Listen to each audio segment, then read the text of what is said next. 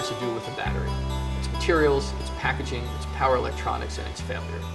A friend of mine sent me this YouTube video a couple years ago, and in the YouTube video they showed a battery bouncing when it was discharged and not bouncing when it was fully charged.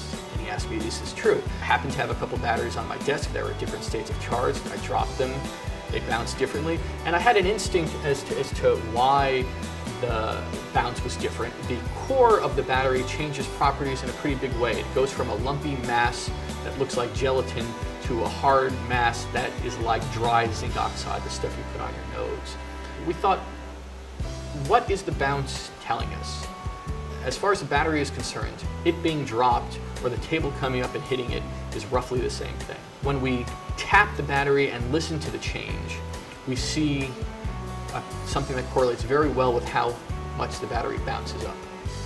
As you tap the battery as a function of how charged or discharged it is, if you listen to it carefully, you see a very clear progressive trend in how the tone changes. So what that's telling us is that the density distribution is changing within the battery. And sound is very sensitive to density distribution. The tone of a battery changes as you charge and discharge it.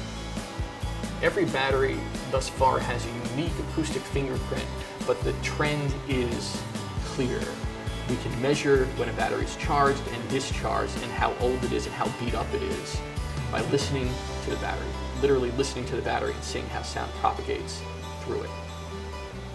If you have an electric vehicle and you want to have a good sense of not just whether or not you're going to get to your destination, but how many times you'll be able to charge and discharge your battery, this seems to be able to give you a more clear picture, a more direct picture at relatively low cost of what's going to happen to that cell.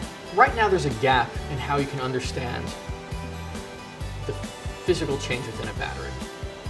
I don't want to overstate it, but I think it's a really cool thing. It's new, and being able to do it with just sound at the cost that we're doing it is never been done before.